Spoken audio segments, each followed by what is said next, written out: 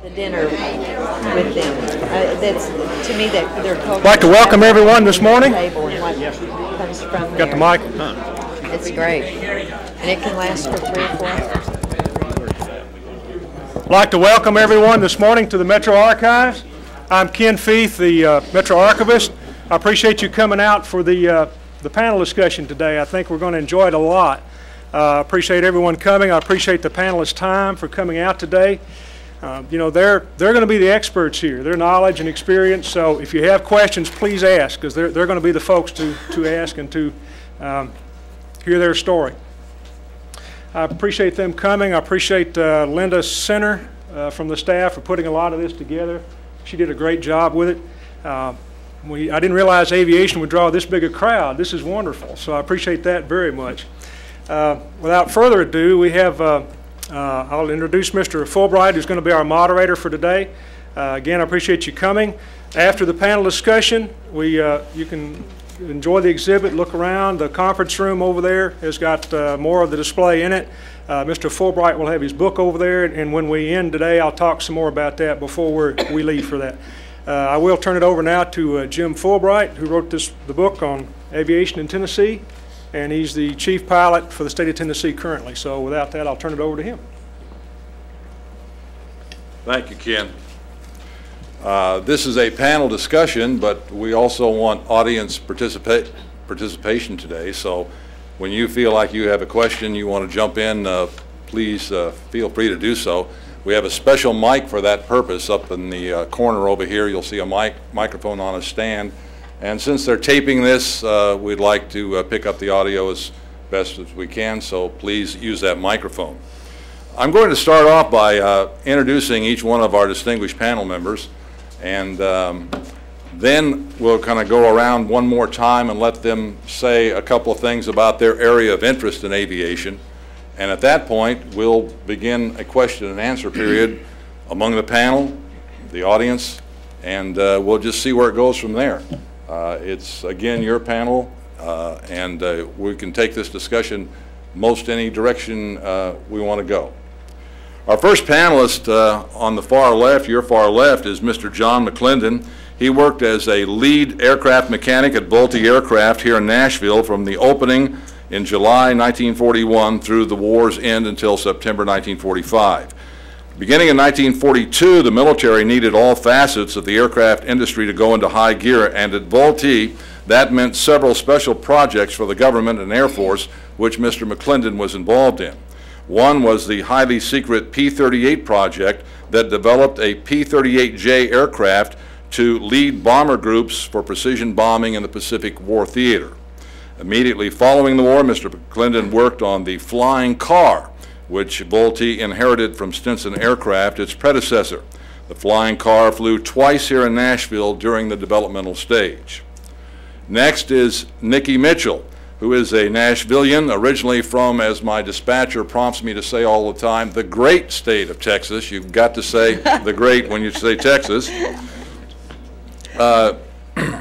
Nikki earned her pilot's license in Texas. In 1998, she flew around the world in a MAL M5 single-engine aircraft with her flying companion, Rhonda Miles. Their primary goal was to retrace the 1938 flight of 3 Russian aviatrixes, the first non-stop flight across Russia. She was telling me earlier the flight itself took 49 days altogether. Of course, it wasn't trying to set a speed record, and she spent some 2 weeks in Russia. Primary part of the flight across Russia, I believe, was Siberia. Pretty rough country for a single-engine aircraft. Mm-hmm. Next panelist is David Hoagie. He is a native of Hendersonville and a 1982 graduate of Middle Tennessee State University. He served in the Air Force from 1982 to 1991, flying F-16s and the OV-10 Bronco observer aircraft as a forward observer for the artillery.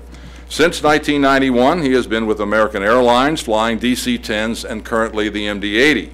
David is an avid collector of military aviation memorabilia, which includes everything he says, from photographs to medals, insignias, and aircraft parts, something my wife calls junk when I collect stuff like that. Next panelist is Dr. Ray Seddon, who is currently an administrator at Vanderbilt Hospital. She is a Murfreesboro native and was selected to fly on 3 space shuttle missions, 1985, 1991, and 1993. Dr. Seddon was selected as an astronaut candidate by NASA in January 1978 and was designated an astronaut the following year. Her work at NASA has been in a variety of areas, including orbiter and payload software, shuttle avionics integration laboratory, shuttle medical kit and checklist, launch and landing rescue helicopter physician, and she was a member of NASA's Aerospace Medical Advisory Committee. Dr. Seddon is married to astronaut commander Robert L. Hoot Gibson. Our next panelist is Walter Heckman, a Nashville native who began his flying career, or his career in aviation, as an air traffic controller in 1941 at Berry Field. He footnotes that by saying in the early days he really wasn't old enough to be a controller, so he had to answer the phone. But this was in the original tower at Berry Field, and he answered the phone for a couple of years, and then he got qualified and went to Knoxville, worked about a year over there, and then the war caught up with him and his age at that time, so he wound up being an air traffic controller in Australia. Walter has lived and seen a lot of aviation technology through the years, and I'm sure he'll be more than willing to share some of that with us today. Our next panelist is Georgiana McConnell. She's a Nashville native and received her pilot's license in 1944. She was a member of the Civilian Air Patrol, retiring as a lieutenant colonel, a member of the 99s, and she flew in several cross-country derbies. In 1960, she was selected one of the 4 Women of the Year in Aviation by the Nashville Business Women's Association. The following year, in 1961, Georgiana and some other women went to Albuquerque, New Mexico to apply for the brand new astronaut program. Wound up that 13 women were selected. They called themselves, I believe, the Mercury 13. Georgiana was not selected at that time. The government eventually scratched the entire women's program until Dr. Seddon and some other people came along in later years. Next panelist is Lieutenant Colonel Tim Childers. He is a C-130 navigator with the 118th Airlift Wing, Tennessee Air National Guard. He graduated from McGavick High School in 1975 and enlisted in the Air Force working in the Electronic Security Command. He transferred to the Air National Guard here at Nashville to attend college at MTSU beginning in 1978. During this period, he was commissioned a second lieutenant and qualified as a C-130 navigator. Prior to the 1982 graduation from MTSU, he is now a full-time active duty with the Guard. And in 1986, his love of history led him to write the book Blackwood to Berry Field, a comprehensive history of the 105th Observation Squadron. And finally, Mr. Walter Williams, Jr. He began his aviation career as a draftsman at the Vultee plant here in Nashville in 1940. In 1942, he joined the Army Air Corps and served as an engineer on B-17s in the 2nd Air Force Training Command. After the war, Mr. Williams continued to serve with the reserves until 1955. He owned and ran the family business, the Williams Safe and Lock Company, until his retirement. Mr. Williams is a son of Walter M. Williams, commander of Nashville's 105th Observation Squadron from 1933 to 1941. In 1938, Mr. Williams Sr. served as director of the Tennessee Bureau of Aeronautics, the forerunner of the Division of Aeronautics, which I am employed by now as chief pilot, and implemented the first state-sponsored flight training program for the nation. It was hailed in the national news media as the most successful and innovative flight training program in the United States. So that's our panel, and as you can see, they cover the era from rag wings to the space shuttle. And, I forgot to mention Tim. I just wanted to say that he's also celebrating an anniversary today. So his 28th wedding anniversary. I forgot that. He said it would embarrass his wife. I don't know where she is, but if she's embarrassed, there she is. Okay. The one with the red face. A few years back, I really became interested in aviation in Tennessee. At the time when I first began working for the state as a pilot, my background in flying goes over 3 decades, and I was an aerobatic pilot, and I flew charter and did instruction, did a lot of different things. But a few years back, I began working as a state pilot, and one of my collateral duties at that time was to go out across the state and inspect airports. When I wasn't flying, I'd get on the 182 and go out, so I did get to fly that, go out and inspect the airports. And I noticed that a lot of our airports across the state, at that time there were 85 public airports, there would always be a plaque or some memorial to an individual who was associated or maybe had founded that airport. Well, that kind of interested me. The next thing that interested me was the names and the designators of the airport. For instance, why does Knoxville, for example, have the designator, the 3-letter designator TYS? Well, I soon learned that that was for a fellow named Tyson. His first name was McGee. At first, a lot of people thought McGee and Tyson were 2 different people, but McGee Tyson was a World War I pilot who was killed in a bombing mission, and his parents from Knoxville later dedicated some land that became Tyson Airport.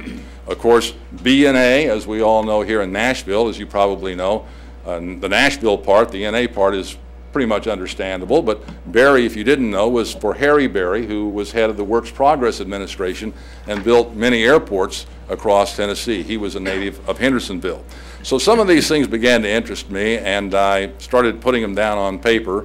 And in 1996, when the state centennial came along, the Aeronautics Division asked me to put together a little pamphlet, that was their words, a pamphlet for the centennial about aviation.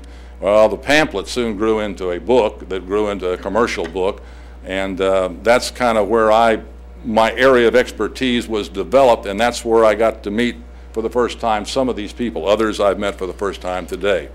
So again, I'm going to go around now and ask each panelist to say a little something about their area of expertise, and then we'll open up for questions either between the panel or the audience and the panel, and we'll take it from there. Mr. McClendon. Okay, we left out the famous V-72 Vengeance dive bomber. We built 1,531 here at Nashville. Later on, we built 160 P-38Js. Prior to the war, we had built about 400 O-49 observation planes. In December, when war came around, we found our Air Force, the old Army Air Corps, was in a sad state of affairs. We only had 1 bomber. That was the B-17 coming along. And a short time thereafter, we got started on the B-29, which we got involved in a little bit. Now, to back up for a second, the Army Air Corps had a research and development center in Paterson, New Jersey, a small operation. They had a larger operation in Dayton, Ohio called Wright Field. Wright Field had the ability to expand and become a big operation, which it did. But they also found that they were understaffed and they had problems, and all military airplanes had to go through Wright Field and be approved. The prototype was approved there before you could put it in production. So they were bouncing around there and from one job to another. And they contacted Bell T here in Nashville and said, we're overloaded with work and we have a problem. Could you set up a group of people there? If you will do that, we in turn will supply you with enough work all the way through the war that that group can stay intact. So we did that, and our first job was a B-29 project where the Wright 3350 engine was heating up. And so they decided to put a 400 horsepower, 4,000 horsepower engine on a Vultee Vengeance dive bomber, which we did for them in exactly 90 days and ran tests. The reason for that was the original prototype B-29 crashed from an engine fire, killing the chief test pilot and 5 of Boeing's top engineers. So the single dive bomber with the big engine on it, we got the bugs out of it. I had to install 72 thermocouples, 2 under each spark plug, an 18-cylinder engine, 3,600 wires, or 36 wires.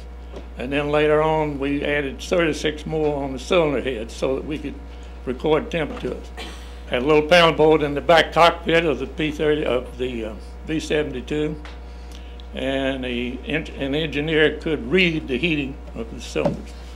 And so, in a way, we saved the B-29 program. All right, sir. Thank you. Interesting. Let's see. Well, I'm not an expert, but I did make this flight. My interest is in Russia. I had been going back and forth since 1989 when it was a communist country.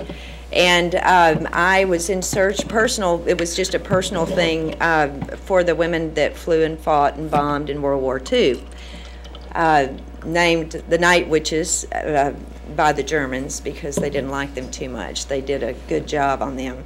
And anyway, so along the way of this research, my mother has this saying, when the student is ready, the teacher will appear. And that's certainly what happened with me because I, through some mutual friends, Georgiana had asked a Russian woman what the word taiga meant, which is means Siberian, the forest of Siberia. And she was asking her why, and of course Georgiana, you know, is just incredible with her research in aviation. She had been studying as well, the Russian women, and so she told this woman what she was doing. This woman says, "Oh, I know this other woman that's studying Russian pilots. You need to meet." We met. Georgiana said, "Did you know about this 1938 flight, which took place, of course, before World War II?"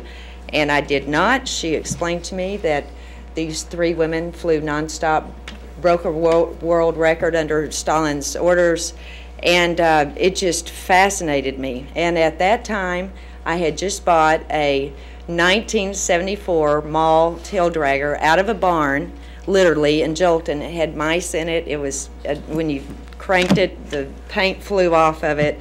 And I met Rhonda Miles because I needed to have, you know, additional training for a tail dragger. And during this time, when she was instructing me in this plane, I began to tell her about the Russian pilots and this 1938 flight. And I said, you know, in 2 years, it's going to be 60 years since they did this. And, you know, would it be possible to, you know, to make it across the ocean? And she says, well, you know, if we took out the back seat, you know, and put in a ferry tank, I think this is doable. And 2 years later, we left Lebanon on 4th of July and met with the Russians, flew across the North Atlantic, which is a story within itself, and flew in formation with the Russians, which was a wonderful, wonderful experience. But we were able to bring a little bit of light on some history that had been tucked behind the Iron Curtain for many, many years. So that was the purpose. Thank you. David? Well, I kind of feel like the little guy among the astronauts and adventurers here. And, but my expertise is pretty typical of anybody that's just looking for a career in aviation. I grew up in Hendersonville. I learned to just fly up in Gallatin Airport with Hunter Meir. If any of the old timers might remember Hunter Meir, he was around a long time and worked for Vultee. I went to MTSU, which has a wonderful aerospace program, and took ROTC and then went into the Air Force. In the Air Force, I spent 9 years on active duty flying mostly F-16s. I spent a little time flying OV-10s and spent a year working with the Army on the ground as a forward air controller. A lot of people don't realize that the Army has pilots on the ground talking to aircraft, controlling all the airstrikes. During the invasion of Panama, I actually had to go down there and work with the Army on the ground, working with all the aircraft and gunships on targets down there. I got out in 1991 and went into commercial aviation. I flew out of Nashville here for a short period of time with American Eagle, and then went on with American Airlines, and have since been flying with American Airlines. A lot of the things I do on the side, I like history. That's how I've known Ken that's working down here that's doing this, and collecting a lot of historical stuff and trying to save it from just going into the trash. I know my wife would rather see it going into the trash, but a lot of the stuff you see around here is out of my collection, and so just, you know, it's a part of history. A lot of it's local from Tennessee. Just don't let it go in the trash. I'm Ray Seddon. I feel kind of in awe of the people that have devoted so much of their lives to aviation. I sort of came upon aviation in a rather strange way. As a teenager, I watched the first flights into space and thought that perhaps I might someday have an opportunity to do that, because having seen the beginnings of it, I sort of wanted to become a part of it. But of course at the time, as Georgiana knows, they didn't allow women in, but I thought perhaps someday they might want doctors on space stations. So I took some flying lessons and went to medical school, and strangely enough, as I was finishing my residency in Memphis, for the first time they announced that they wanted to take women into the space program, and they wanted scientists to fly on board the shuttle to do the scientific work that was to be done in space. And I had the audacity to apply and was accepted into the first group of astronauts that that had women in it. So I was fortunate. I, of course, got an opportunity to learn an awful lot more about aviation through the NASA program. I have one of the world's strangest logbooks. I have 100 hours of Cessnas and 1,100 hours of co-pilot jet time in the NASA T-38 jets, and 720 hours of space flight. So not many people have a logbook that looks like that, but it was a wonderful career. I felt very fortunate to stand on the shoulders of giants like Ms. McConnell, who pushed NASA to think about having women in the space program, and certainly folks like Nikki, who have had their own personal adventures. My role on the space shuttle was really to do life sciences research, to figure out what happens to living things when they go away from gravity, that sort of a realm that the human body is not evolved to handle, but adapts quite nicely to. And I think there was always the question about whether women reacted differently to weightlessness, and we answered those questions. They adapt in the same way that men do, and so I'd like to think that perhaps we've given women the opportunities that women didn't have before by proving that they could be great members of the space team. Thank you. George, first I'd like to bring Walter Heckman's resume up to date. I started work out there in 41 to answer the telephone, which is correct. They had put the phone into the Air Route Traffic Control Center. There was only one controller on duty, and he found out real quick. They put it in March. He found out real quick they couldn't answer the telephone and work what traffic they had, so that's why Spencer Wise and I were hired. I couldn't control traffic until I get a license, and back then the CA was not giving license to anyone under 21 years old, and I wasn't 21 until the following March. At that time I did get my last license, and I was controlling traffic. And it was quite interesting, and a career I'll always enjoy. But I tell a lot, I was enrolled in Vanderbilt in 1940 and thought I'd be a lawyer, but decided I didn't have the money, and I know my daddy didn't, so I did get the job through the city in the tower. And as a result, I got 3 degrees out of it. My 3 girls all got through college, and they're all here today along with my bride and one of my grandchildren. But the tower work is, a lot of times, was not understood by a lot of people. In fact, a lot of my good friends. It took me about 10 years to convince them I didn't work for American Airlines. Of course, initially I was working with the city of Nashville, and December the 7th, of which I happened to be in the tower, and all of what transmissions I heard that we were going to take care of the Japs in 6 months and such as that. But the FAA took, not the FAA, it was CAA then, took us over along with about 26 other towers. And we, the fellows I worked with, became federal employees. And it was the most interesting career. I've probably been a lousy lawyer, but it was a career I enjoyed. It gave me a lot of confidence in myself to the extent that in 61 or 62, when General MacArthur took off from Seward, of course they visited, as most of y'all probably know, they visited Murfreesboro quite frequently because he had married Jean Faircloth of Murfreesboro. But I happened to be working the mic that day, and he took off and came over to us, the pilot did, of course, and I gave him the normal instructions, and then I said, I'm a great admirer of General MacArthur's. Would it be possible to come up over Nashville and circle? I said, we get you right on course now, we'll get you right on course for Nashville. He says, we'll circle. They came up in a C-121, a Constellation, rocked the wings, and headed on to Washington. Ever since then, I've thought, Walter Heckman, you asking General Douglas MacArthur plane to come up to Nashville and circle? We had to have the confidence. I'm only saying that to bring out the confidence that controllers had. I've got all kinds of information that I can pass on to you to substantiate that. But it's a beautiful career, and I'm honored to be up here with this panel, and I want to commend the archives for the wonderful job they've done in putting this together.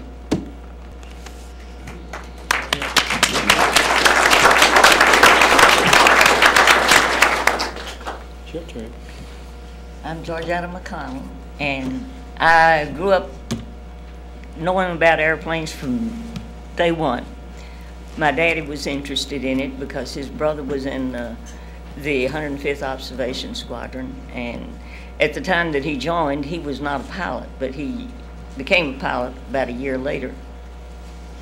And he was killed in an aircraft accident later. But in 1924, when they had the show here in Nashville, Uncle Brower was out there, Daddy was out there, and Uncle Jimmy was out there. My mother was out there watching. And I hadn't been born yet, but from then on, I have been interested in aviation because my daddy was. And came home from high school one time and said I wanted to be a glider pilot that they had. Herbert Fox had organized all of the things about aviation in the city schools. And she said, no, you're not going to be a glider pilot. But as soon as I was able to, I got in the Civil Air Patrol, and from then on, I had been interested in aviation and had been Civil Air Patrol and the 99s and the EAA. And I haven't ever done anything extra special with aviation, but I've certainly enjoyed it. And I did take the first astronaut tests that they had in 1961. Jerry Cobb, I think, had given all the names of the women that participated in that. And at that time, they decided they weren't going to allow any women to do anything. This is the way they've been doing since World War I about the women that tried to be pilots then, and they've been trying ever since. They finally now are able to be airline pilots, astronauts, and all sorts of things. But it was a bad battle. Jim? Good morning. It's an honor to be part of this distinguished panel up here, and I feel honored to be here. As Mr. Fulbright said, I've been in the military for 30 years this September, and I'm active duty presently with the Tennessee Air National Guard and have been for the last 25 years. My interest in aviation and history started as a young boy listening to my dad talk about his times on active duty in the Air Force. My dad worked in the Nashville Tower from the late 60s to, or early 60s to late 70s as a radar technician. But spending time with my dad at the airport, watching the planes, we'd go down in the radar room, look at the scopes, got me interested. And when I joined the 118th Airlift Wing in 1978, I didn't start flying until 1981. But when I started flying and became part of the group and looking at people, looking at the old pictures that were on the walls, talking with people, I learned that the unit of the Tennessee Air National Guard had a long and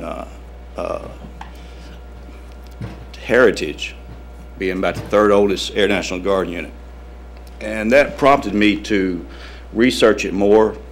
I talked with a lot of the individuals there, the older members of the unit, being I was in my early 20s, and started to do research, collect information. I collect over 1,000 photographs, a lot of video of the unit in every decade since the 20s. And talked with Ms. McConnell, Walter Williams, Ms. Herbert Fox, other members of the aviation community. I started to sense a deep pride in aviation and wanted to learn more about the unit, the Air National Guard here in Nashville. And that prompted me to research and put together a history book in 1986. And that's where most of my interest lies, mainly with the Air National Guard here in Nashville, its long, deep heritage. And I want to promote that as much as I can. My second project I want to work on is a video documentary of the aviation here in Tennessee. And I'll be doing that here shortly. Appreciate your invite. Thank you. I'm Walter Williams, and I was born in Nashville and went to Central High School.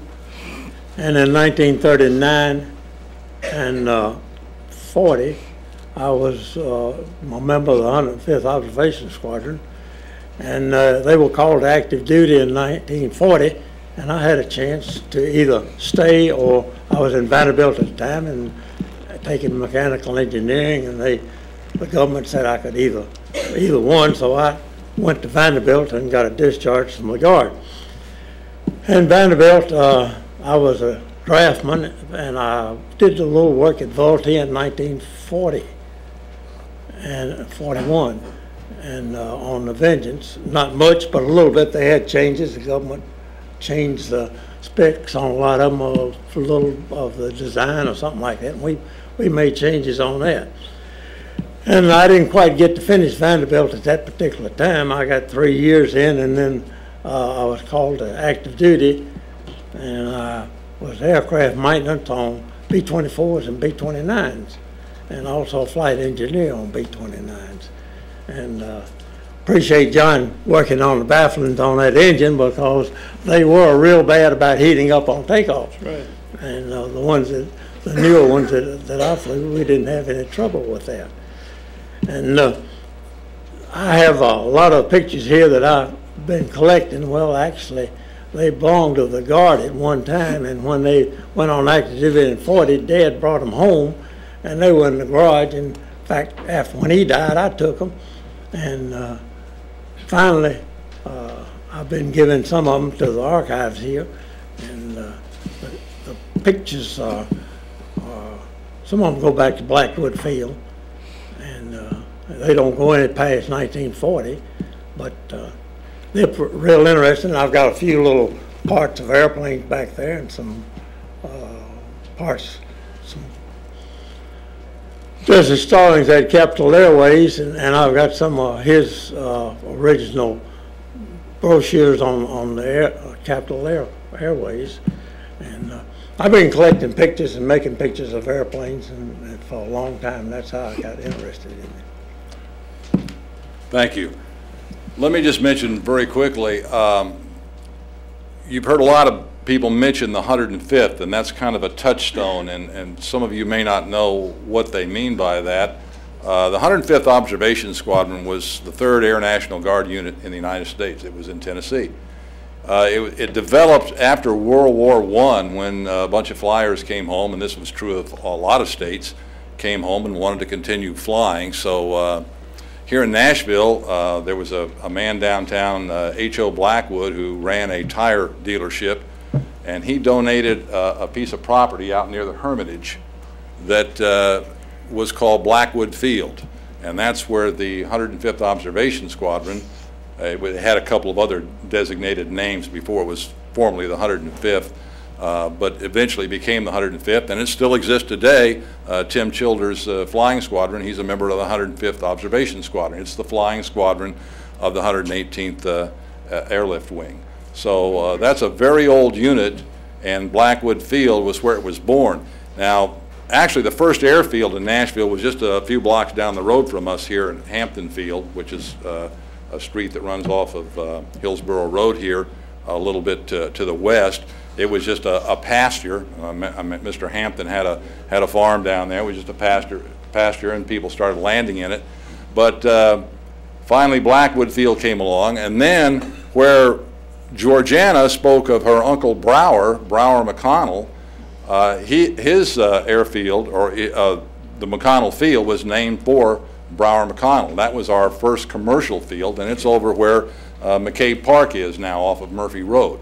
That was our first commercial airfield in Nashville.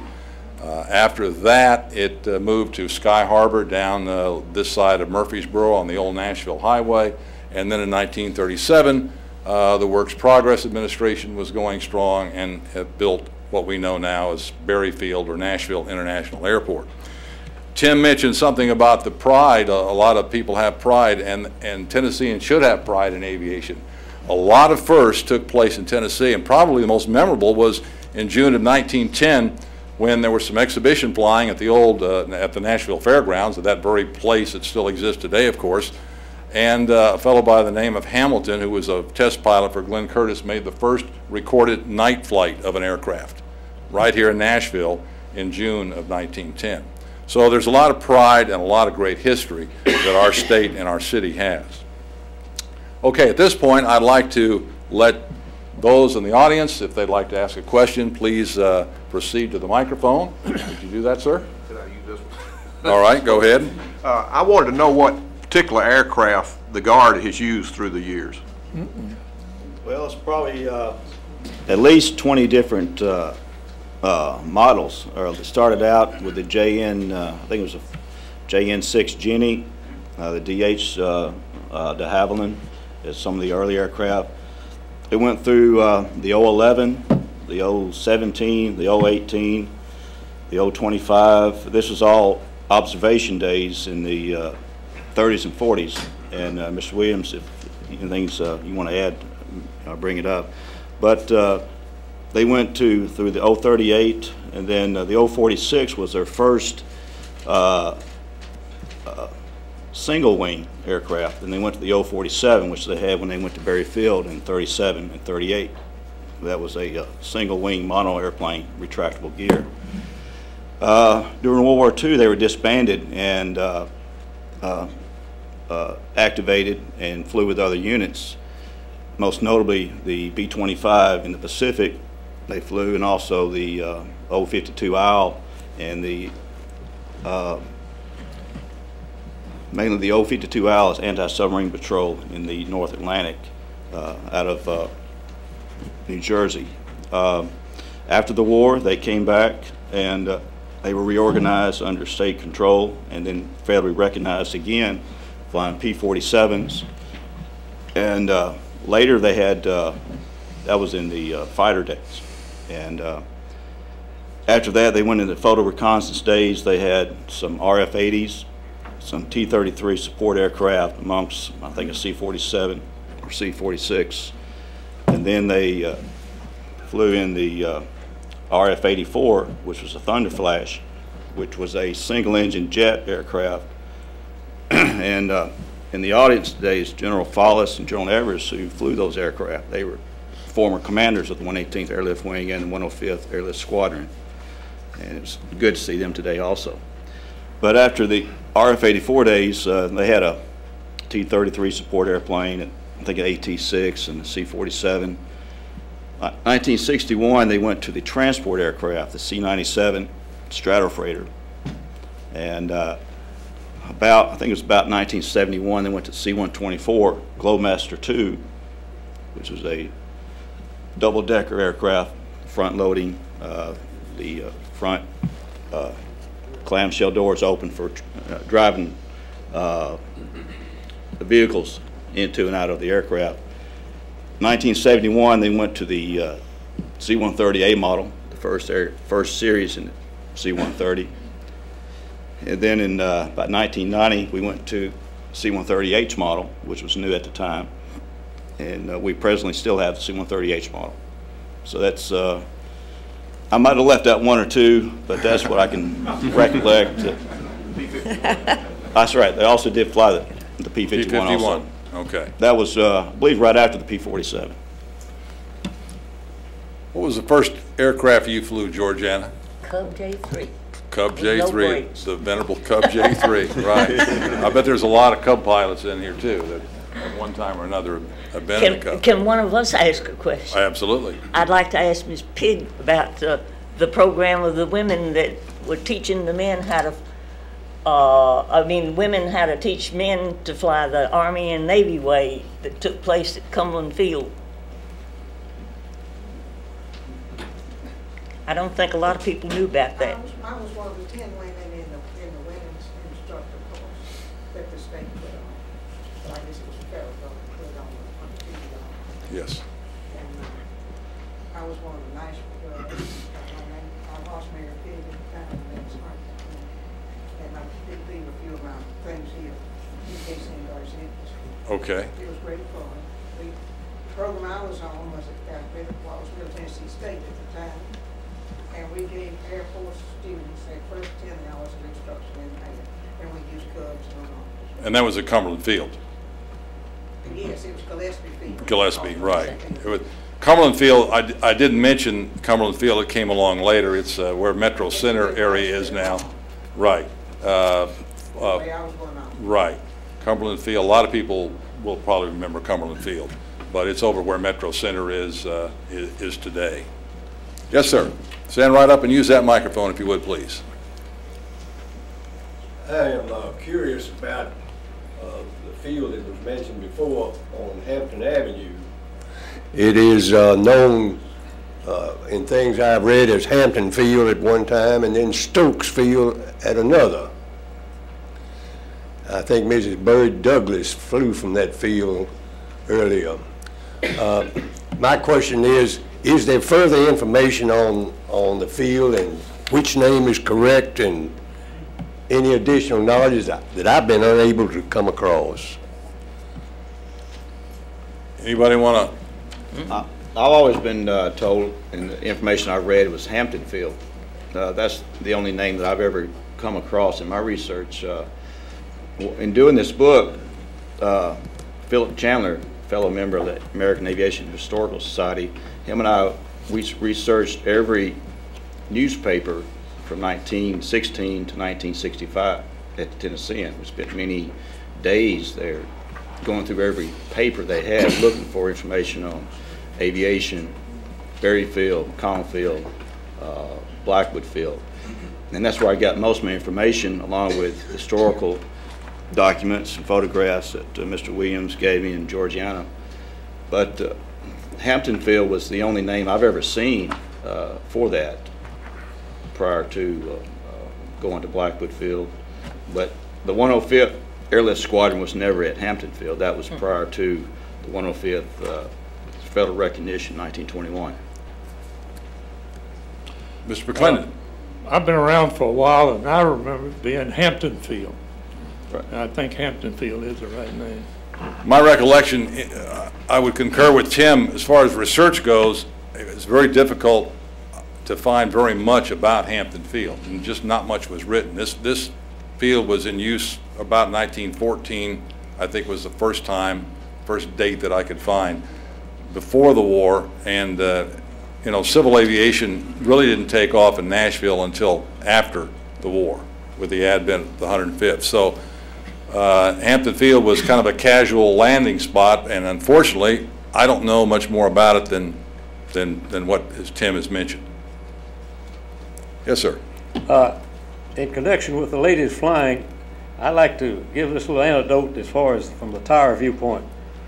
I remember a March day back in, what, 43, 44 maybe. Wind was blowing like it does in March, and this, that, and the other.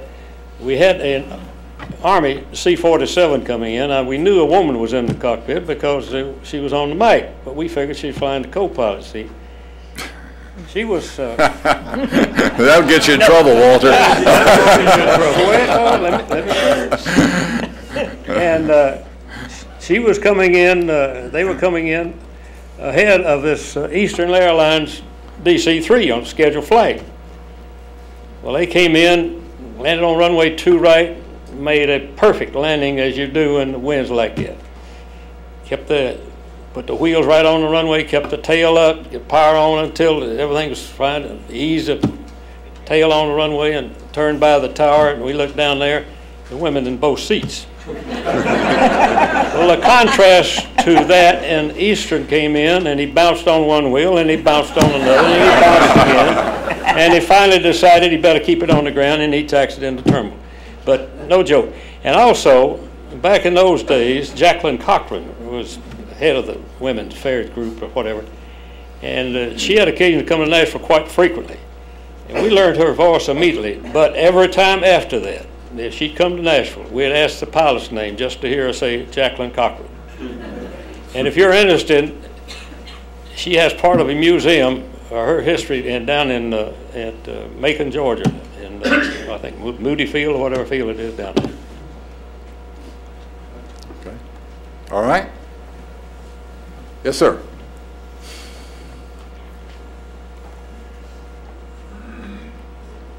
Well, I have a gap in my family history. My dad is Paul Sladen. His brother is Hap Sladen. Paul was in the 105th, and Dad taught Paul how to fly in a Cub. And later he bought a Waco 9 from Mr. Pack. After that, he bought a Waco cabin and started a small airline between Nashville and Louisville. His chief pilot was Mr. Cotton. And that's all I know about that airline. I don't know the name of the airline or anything else. So if you could please help me, thank you. What year was that? I would guess in the 30s. Anybody, any offerings? I don't know how to answer that one myself, I'm sorry. We're experts, but just not on everything. Okay. Any other questions? Yes, sir. This one's also for Tim.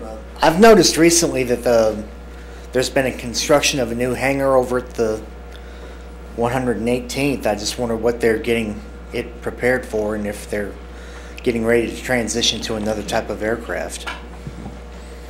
Well, the new hangar that they're building is replacing two old hangars. We call them A dock and B dock. Those hangars were probably at least 40, 45 years old, and they had kind of outlived their usefulness. Part of the reconstruction out there is they've updated all the buildings out there at the Air National Guard. And this new hangar that they're building, it should be completed by November of this year, is large enough to hold 3 C-130s, 2 of them wingtip to wingtip and 1 at a point, kind of in triangle position. It's basically updating the facilities. It's not coincidence that the hangar will hold a larger aircraft, maybe for a future plan. It will hold a C-17 type aircraft or anything smaller. Whether we get that, no one knows. But they're always planning for the future, for any growth in aircraft systems, change of mission. But there's been no talk of any type of plan for us to change aircraft, other than they're just updating facilities, and this one building will actually do more than the 2 old buildings that it replaces. Thank you. Dr. Seddon, I was going to ask you something. You mentioned of the time and the different aircraft and the space shuttle. How did you have to follow the FAA rules as far as logging time? That's interesting to me that you immediately start logging shuttle time. It was a great consternation when NASA took about half of the class of 1978. There were 35 altogether. About half of the folks were non-pilots, some of whom had never flown anything before.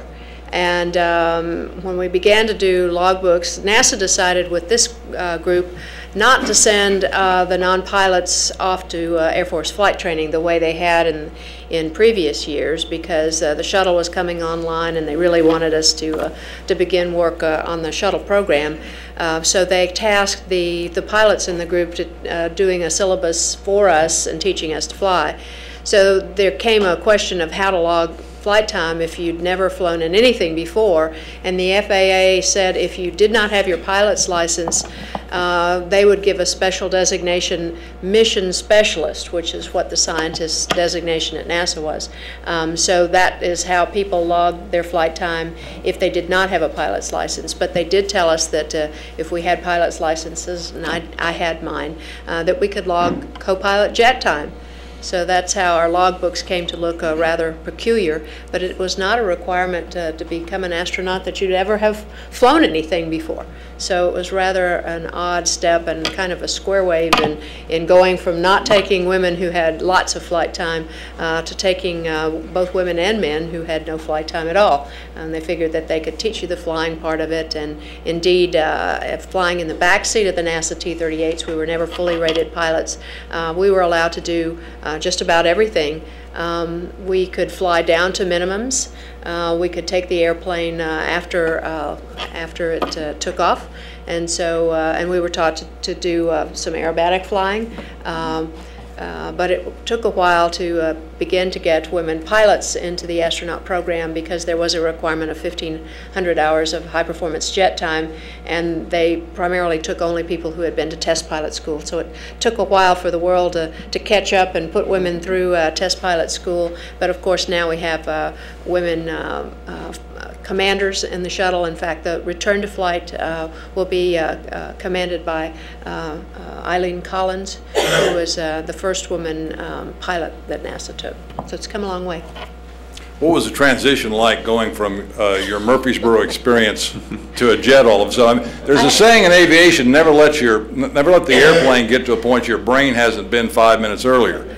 So I can imagine this must have been quite a transition. Well, I flew into small airports. I flew, took my flying lessons, actually asked for flying lessons as a graduation present from medical school, and of course my father thought I'd lost my mind, but he figured I was going to be a rich doctor and would have an airplane someday. So I did have my flying lessons out of the Memphis airport, flew into the little fields down in North Mississippi, down in the Delta, and enjoyed that tremendously. To be able to get away from sick people, I could take the beeper off and leave it at the airport and get away from things, and to be able to fly. But I can remember my first flight in the T-38, and was told that we would fly from Ellington Field, where the T-38s are based, down past Galveston, over the coastline, out into the Gulf, so that we could fly up to 50,000 feet, and then we could dive down and become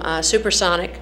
And then we would fly up around Houston, look at the Astrodome, look at Houston Intercontinental, which was our backup field if Ellington was weathered in, and then back to Ellington. And for someone who had flown a T-38, when you looked at the map, I thought that would take all day. That was an hour. So I had an interesting initiation into flight. I got to see at 50,000 feet the sky gets dark. And of course going supersonic in the dive down to the Gulf was kind of interesting. You can't really tell how high you are. All you can see is the altimeter doing this. So it was very interesting and quite an initiation for me. What kind of altitudes did you fly in the F-16, David? The highest I ever took it up to was 55,000. It's more of a medium and low altitude fighter. One thing I will point out about women in aviation, I guess, or flying, when I was flying fighters, women weren't flying them yet. They were flying trainers, but they weren't flying the fighters. I got out in '91, they started that just afterwards. But we gave a lot of incentive flights. We had two-seat versions of the F-16 in each squadron. So a lot of times the maintenance crews or ground crews, we gave a lot of incentive flights in the back. The F-16 was able to pull 9 Gs, so we went up and did a lot of loops and rolls and stuff. most people, when you throw them in the back seat, especially if they haven't flown, are going to throw up. It's just going to happen. At 9 Gs, if they're not used to it, they're going to black out. I never had a woman throw up or black out. The men always did. We know that. I know you have more questions, but I wanted, Nikki told me a story when we were talking earlier about the language barrier in Russia. She said that you were landing at a village, which was just a clearing, and nobody spoke English, of course. But what happened when you left the area? Well, we had to land in a clearing because we came upon a Siberian forest fire, which in Siberia they're usually caused by lightning, and it's so vast that they have to eventually just burn themselves out. So we were lucky in finding this little clearing, and so when we landed, it was quite strange to the village people to have all of this commotion all of a sudden, and they started walking out to the planes to see what was going on. There were 3 planes, and these little boys ran up to the plane, and they were, speaking Russian, and translated what they were saying as, "How did you make it all the way from America without a man?" And so the military loved that. And but anyway, so we stayed overnight and trying to figure out how we were going to attack the next day. And as it turns out, the next morning, the morning air, of course, was still, and the Siberian the smoke was going up in pillars. So we were running out to our plane, zipping our flight suits on, and with one shoe in one hand, one in the other, and jumped into the aircraft. And at this time, I was sharing the AN-2 Russian aircraft with Natasha, and one of my duties that I adopted along the way was, once everybody was fastened in, to open the window, yell out "Advinta," which means clear prop. So I opened the window, and about that time I saw these little boys. They were all excited. They were standing on the fence, and they started yelling to the top of their lungs. They spoke no English. "Hasta la vista, baby!" And I've often wondered, wanted to send Arnold a note. Thank you note to Arnold. Okay. Yes, sir.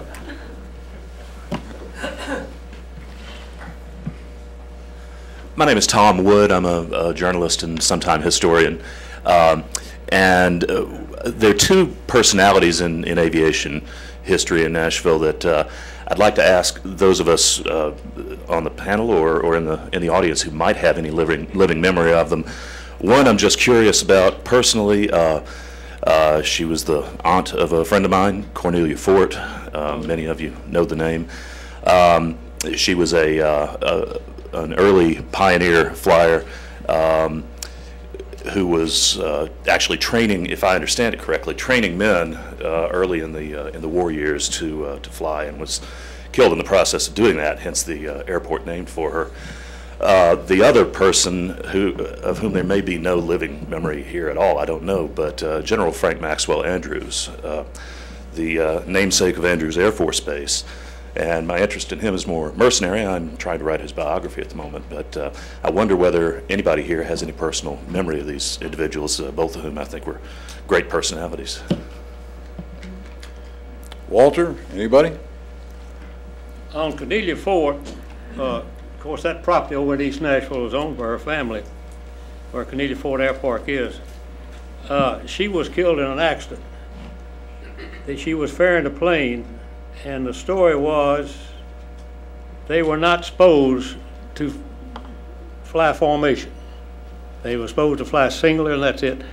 But she and this other pilot apparently had worked up something, and somehow or another, I believe one of his landing gear wound up in the cockpit, her cockpit, and that caused her to lose her life. But General Andrews, I know couldn't give you any more, but I know he was had a very responsible position in World War II. Yes, sir. I've got a little information on it, and I'd be glad to Yeah, there's some, I have some in the book, but I don't have any personal memory. I have, you know, an outline on both those individuals, but I don't have any personally. David? I don't know, some people may recall that if you've seen the movie Tora, Tora, Tora on the Pearl Harbor attack, Cornelia Fort was the flight instructor that was flight instructing that first saw the Japanese aircraft come in. That aircraft was not the kind that she was flying. Pardon? That aircraft was not the kind that she was flying. Not historically. That was a mistake.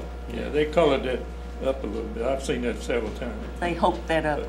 I do have a complete write-up on her at home from the time she started flying. She was in Hawaii, of course, at that time. But my write-up says she was killed and a guy crashing into her with another P-38. No, it was somewhere in Texas, and she was flying a BT-13, So I there's a believe. lot of stories out on it. Are you part of the Fort family? You said she's No, I know some of the members of it. Oh, okay. I have a friend of mine that, digging in the dumpster looking for artifacts, found a lot of Cornelia's artifacts, even the family Bible and stuff. Wow. No kid. And preserved it.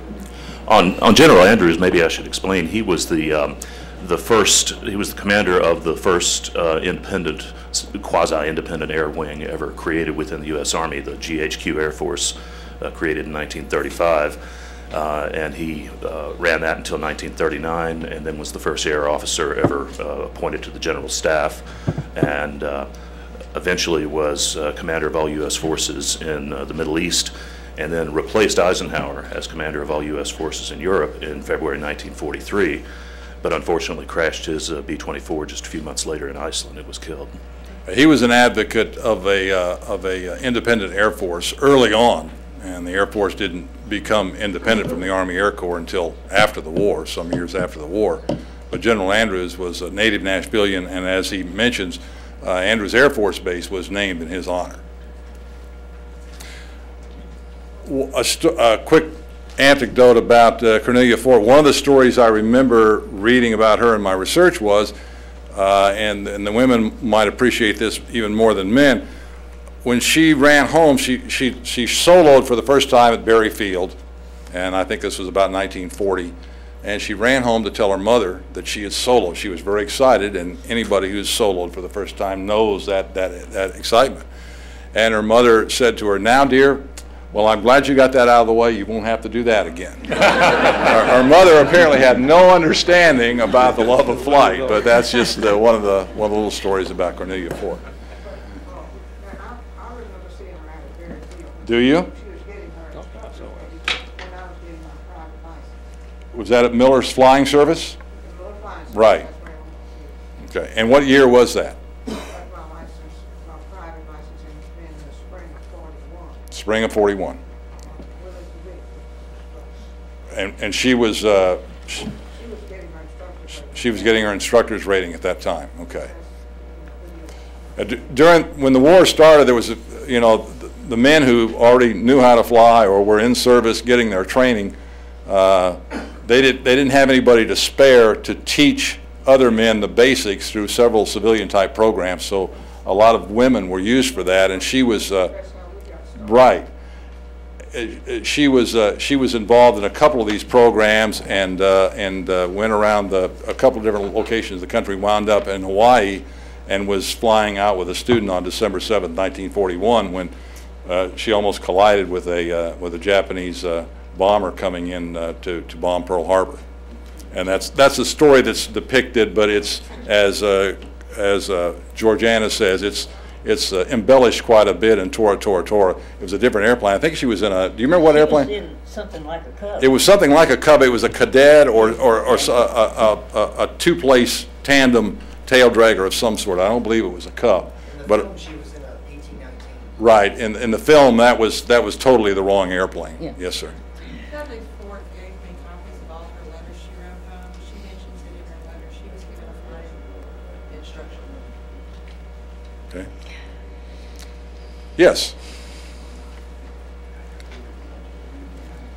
I'm told that Nashville has some distinction as regards airmail flight. Could anybody on the panel talk about that? I was understanding that perhaps the first airmail, one of the first airmail flights out of here was done in the Nashville area. Is that correct? There was an airmail flight in 1924 from Blackwood Field. It was a commemorative occasion to Chicago, and that was Nashville's first airmail flight, but at that time they didn't have regular airmail service. In 1928 at McConnell Field, in December of 28, was the first regularly scheduled airmail flight out of Nashville to Chicago. Anything to add on that? No, I don't know about that, but I think we ought to introduce Herbert Fox's daughter. He was... All right, I'll let you do that. Here she is. Okay. Mrs. Peggy Fox Morgan. And his son. Oh, I didn't know. I didn't know you. Okay. Herbert Fox was a contemporary of Mr. Williams' father, and he was head of the Bureau of Aeronautics for a while. And he was one of the ones that started the program that Ms. Pig was in. That's right. It's another name. That's right. That was the Blackwood Field flight, wasn't it? Mm-hmm. The postmaster, as I recall, came out and swore Herbert Fox and the other pilot. Who was the other pilot? You remember? Malloy, yeah. Vince Malloy. And swore them in, and they were armed with, 1911 45. Every airmail pilot had to have that. They swore them in, and they took off for Chicago. And that was a de Havilland. That was one of the de Havillands, I believe. DH-4, right. He was interested in that because he worked at the First American National Bank. He was vice president. They wanted to get that airmail to Chicago. You all hadn't talked about that. Yeah, we just didn't start it. You just started. David. Linda had a paper over here I looked at a few weeks ago, but it shows the first airmail stamp was actually a balloon. Right. It went from Nashville to Gallatin back in the 1800s. That's probably Pat's question, and I apologize for forgiving that. The Buffalo balloon, you're right, and that was in 1877. Okay, thank you. And that was a flight to Gallatin from downtown Nashville. And they made up a commemorative stick-on stamp with a picture of this guy's balloon. I think it was Clayton's balloon. They made up a commemorative stamp, and that stamp collectors have found out many years later was the first airmail stamp. So you are absolutely right, Pat. That was, I'd forgotten about that altogether, but that was, Nashville does have the distinction as the first airmail flight. It was a one-time only flight. I don't think they knew where the balloon was going to go. I think the winds were just right that day. And they decided to put this little bag of mail on with, 17 or 20 stamps on it, and it wound up in Gallatin. Well, Gallatin went wild. I do remember reading that. The people in Gallatin were crazy. What's this, coming down from the sky? And I don't think anybody cared about the fact that he had a sack of airmail stamps. But the stamp collectors are certainly grateful that he did, because now they're worth apparently hundreds of thousands of dollars. Yes, sir.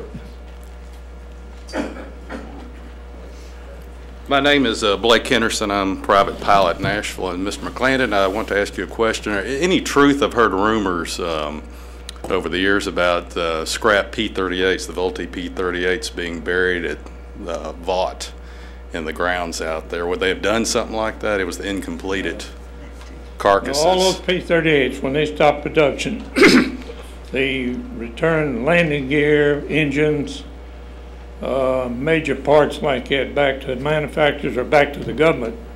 A lot of it went to Wright Field, a lot of it went to Patterson. And the aluminum, most of it was chopped up or sold to, at that time, Starner and Lightman. So there's no base that I did on? Nothing was left. Same way with the dive bomb. Okay. It was completely destroyed. Thank you very much. Another rumor dispelled. Good. Okay.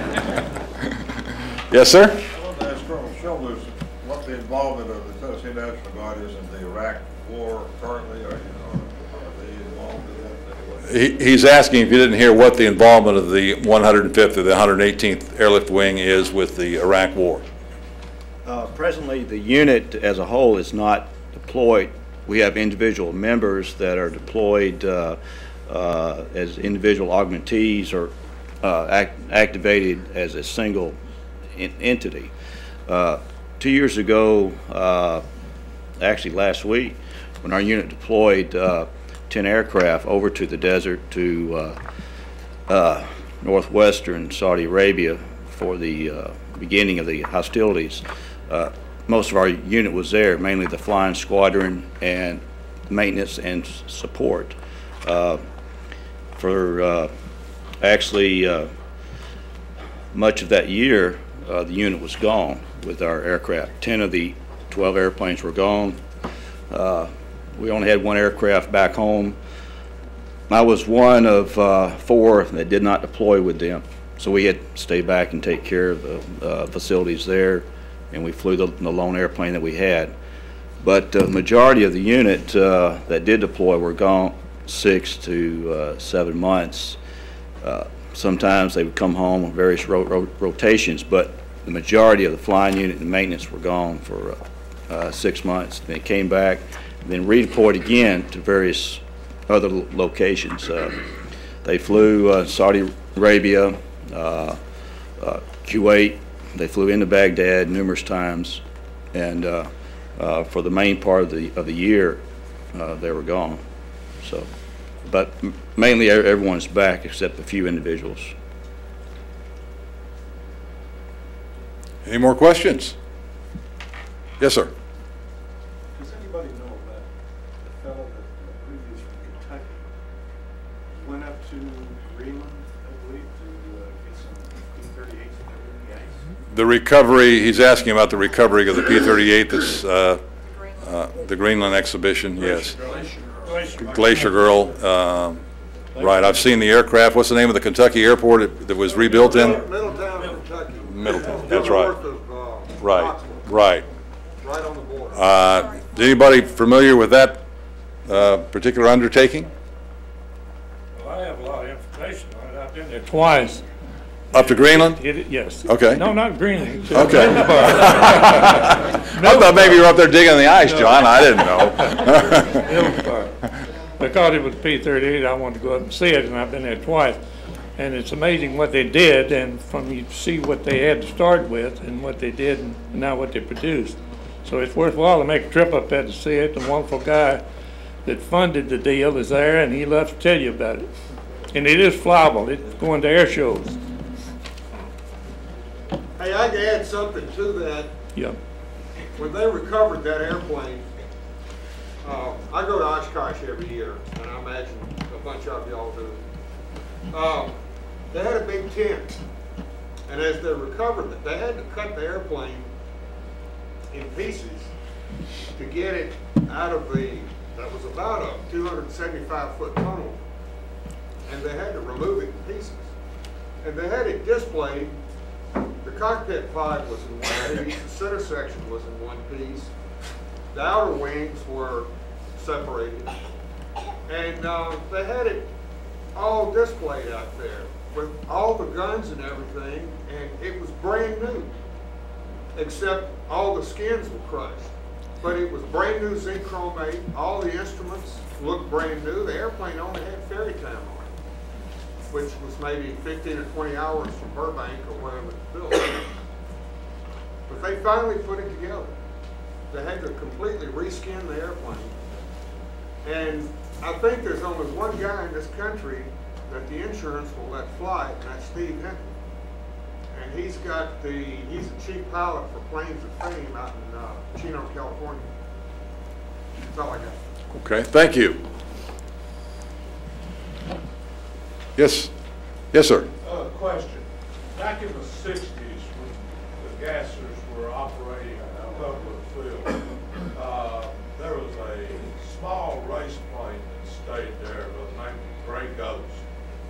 And I was curious if anyone had any idea where that airplane ended up.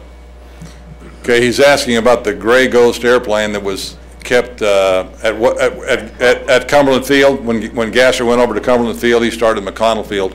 Is anybody familiar with that particular airplane, the Gray Ghost? That was Garland Pax, I think. Was that Garland Pax? See, Garland and Paul Booth both flew midget racers. And as far as I remember, because we're going back to my childhood almost, that was Garland's. And when he started the glider port in Eagleville, It might have gone down there with it. I don't know. Okay, when you ask a question, we're going to have to get you up to the microphone if we can, because it's we're just not able to pick it all up. It's a little bit more on that. All right.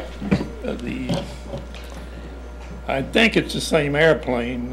Garland Pack and another guy, I'm trying to think of his name, that I worked with at Bull Teeth. After the war, they got the idea that they could build a race plane that without doing anything was at Akron races. And I believe it was 1947 and 48. The reason I think it's that they invited me to join them because I was a good mechanic and they could use me. But they built the plane and he won the race and they won $25,000 in their category. And they came back home with the $25,000 and out at the local airport here, and they can give you more information. They rebuilt that plane, took some weight out of it, made a few changes in it. Garland Pack took it up for a trial run. He was a good pilot. And it started to flutter on him, and it got worse, and so he parachuted out of it, and it crashed, and that was the end of their project. Well, it's listed, I think I have a book over there somewhere about the racing airplanes. I've got 100 books about aviation, and I think that some of those things are listed in there, if they had made won the race or something. I know Garland Pack, dealt in racing airplanes, gliders and other things over the years, but I'm not particularly familiar with that one airplane. Anybody else? Hello. Yes, sir. I'm sitting there thinking about my experience with all this, and we mentioned the Guard a while ago, and you mentioned the P-47 era. I remember one Sunday, I think it was a Sunday, I forget the day, but Judd College was at the tower on top of the plant to conduct the Might Flight program. There's a program about aviation. And the big thing about it was having a flight of 4 P-47s fly by for the sound effect. The only trouble is the ceiling was down to about 800 feet. And it's a little hard to get 4 of them up there, but we did get one up. And when one had one of the controllers standing out in the ramp, keeping his eyes looking 360 degrees. And Judd would, as he interviewed us and talking, he'd come along and say, "Here they come again," and this one plane would come by. But one thing about that period I'd like to bring out is Earl Pate was the permanent party. I think Earl flew B-17s in England during the war, but he took a 47 up one day on 20 right for a test flight. And as soon as he got airborne, it was very obvious he was having problems. And we questioned him. He said, "This thing don't want to fly." Of course, we immediately cleared him to land any runway. Had he been in a plane with an ejection seat, he would have found open ground, headed it toward it, and left it. But he couldn't do that. He had to get it back on the ground. And he did a beautiful job. He went out south, made a shallow turn to the left, came back in and landed on 33. A beautiful job of flying. But as far as we're talking about the Guard, I'd like to bring another little thing in. From the tower, we experienced a lot of things. Guard 3179, the C-47 was being flown by whoever was at that time the commanding general of the Tennessee Air National Guard. He took off on 20 right, and as soon as he got airborne, the person on the radio was hollering, "Rudder problems," or something of that effect. We knew immediately what had happened. But we called the emergency equipment out and this, that, and the other, and we cleared him to land any runway.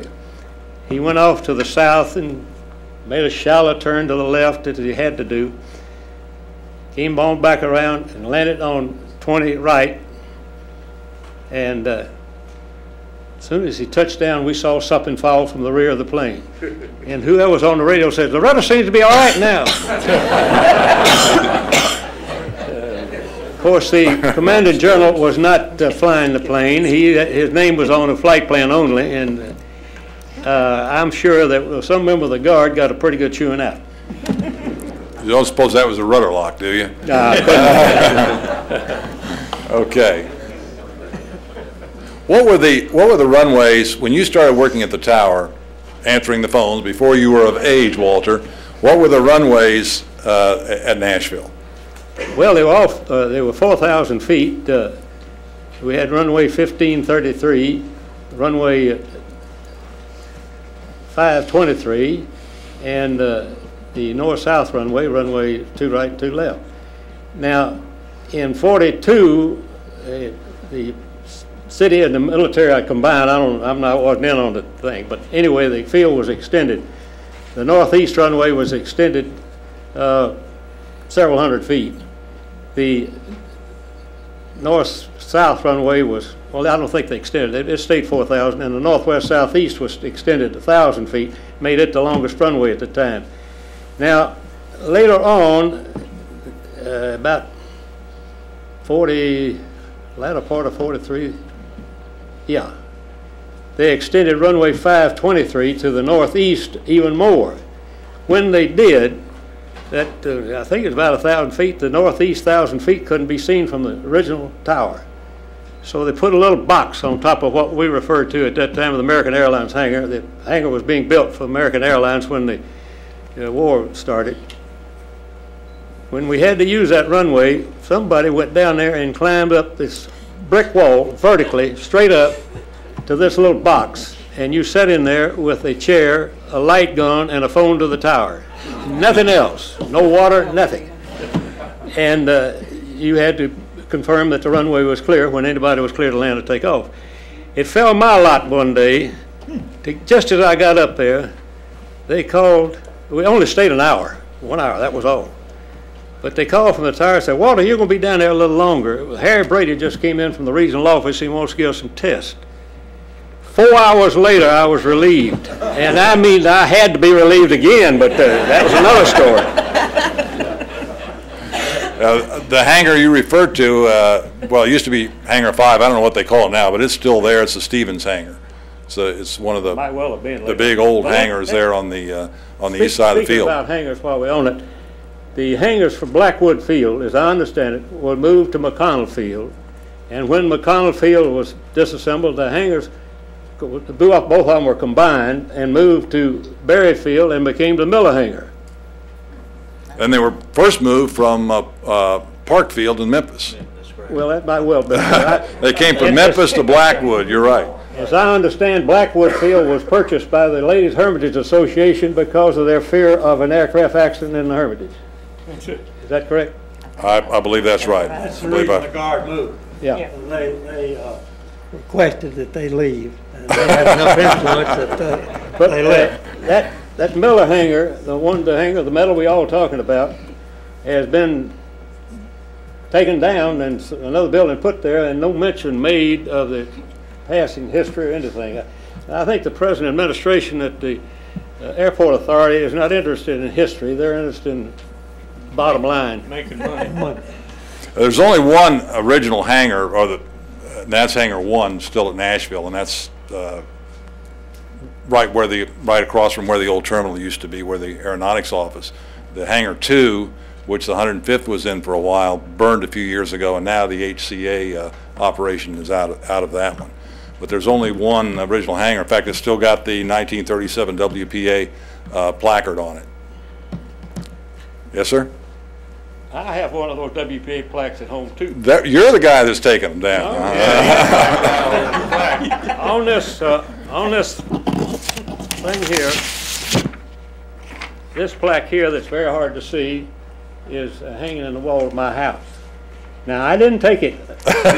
It was delivered to me at the tower when they closed Bogle Road and they took down those gate posts. I found out they were taking them down to the Steiner and Lift or the junkyard, and I asked if I might have one. So there was two of those things, if I'm not mistaken, and they decided to save the other one. Now, at one time on the earlier terminal building, the one on the west side of the field, they had a whole bunch of those plaques that they had collected from someplace on one of the walls in the waiting area. That's right. I remember that. But You're right. Where they are now, I don't know. I don't know. But they're a pretty rare find. If you ever run across one at a flea market someplace, I'd pick it up real quick. Hangar 1's is missing in it. I saw it was it removed, Hangar 1's? Well, I may have my numbers wrong, but there's only one of the original hangar. They faced each other. Right. It's still out there. Right. It's still there. It's used by Signature for rental purposes. Yes, sir. The 105th's original hangar at Berry Field was Hangar 3, then they later moved to Hangar 1 when they built the southeast ramp over where the present ramp is now. They still use Hangar 1 with the P-47s, but their first hangar was Hangar 3. They called it 3? Yeah. Okay. Well, that's true. There were 2 hangars, 1 and 2. Then they renamed them. They named another one down here to the south end toward Murfreesboro Road, and that one that you're talking about became Hangar 3. Right. But the first 2 original were built facing each other right by the terminal building. Now it's hard to know what numbers are because every time a new hangar is built, they renumber.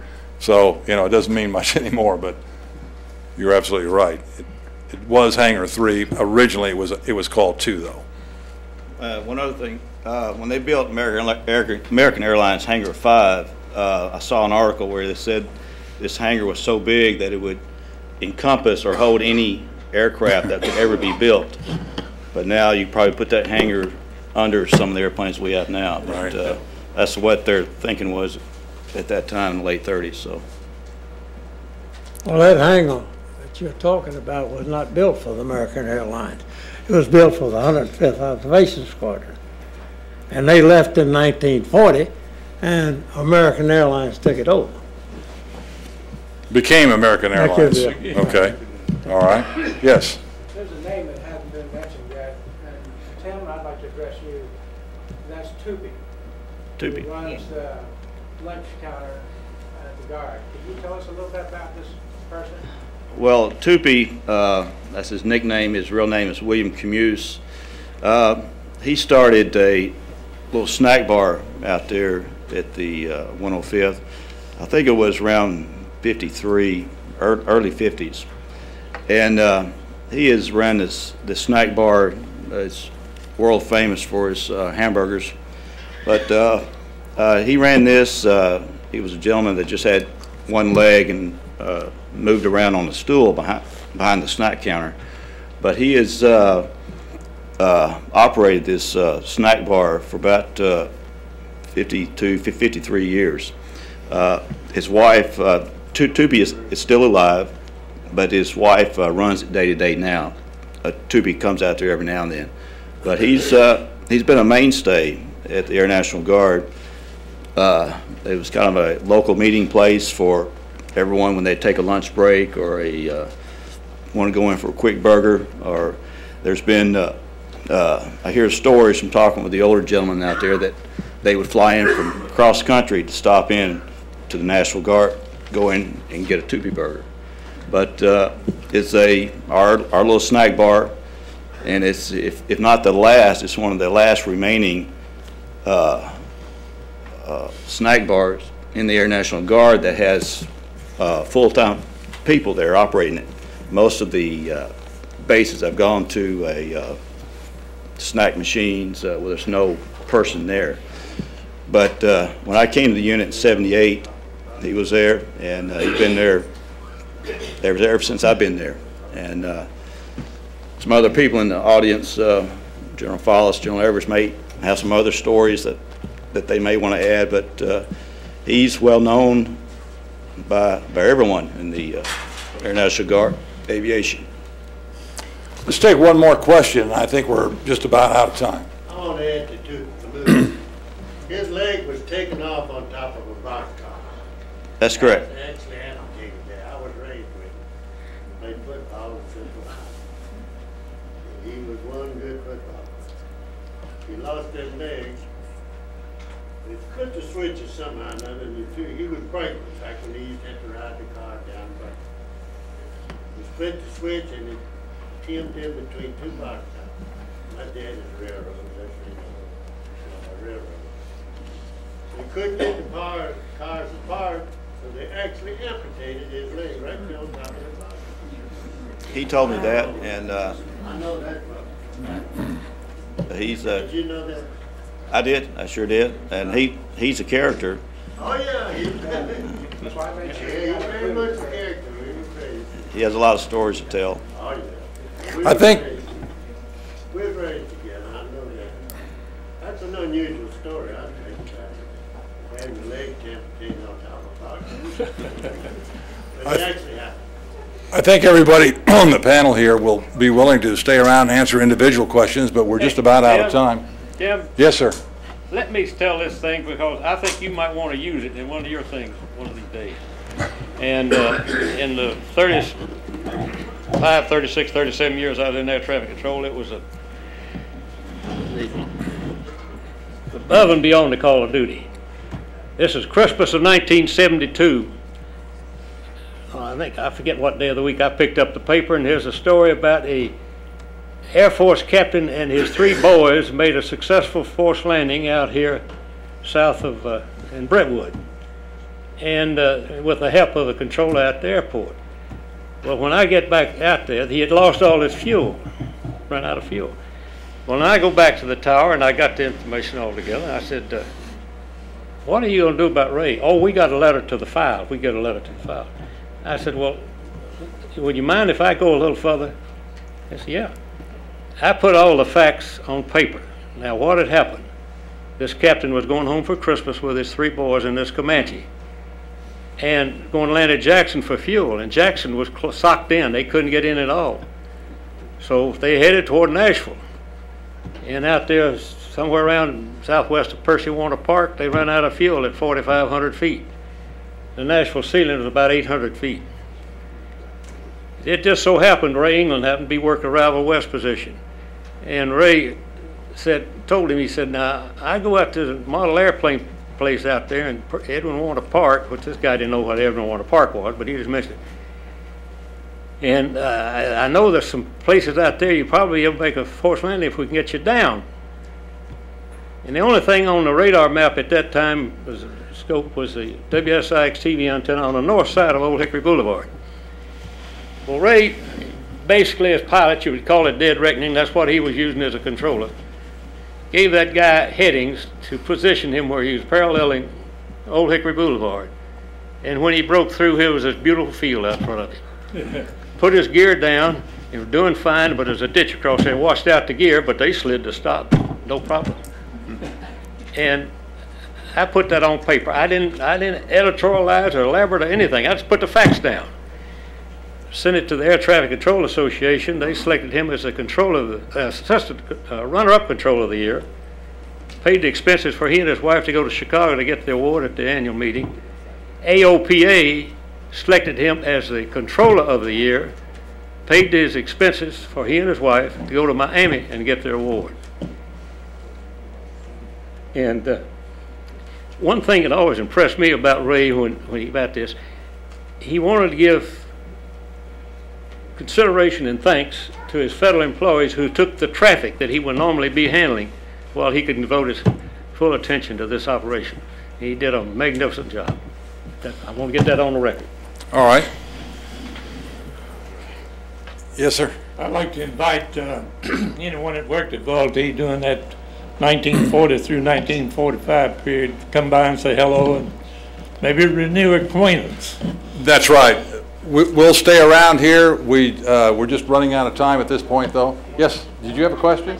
All right, one more question over here. You haven't asked one before. So. I know. This is for Dr. Sutton. I was just wondering does NASA still contact you to represent them, like as a mentor or? NASA doesn't, but I'm frequently asked to do that, give talks to young women who are interested in going into aviation. And I think all of us who have had opportunities like NASA gave us, we recognize that it's our responsibility to encourage other young women to get into this field. Thank you very much for your attention, and I want to thank our panel again, and I'll turn the program over to Ken. Thank you.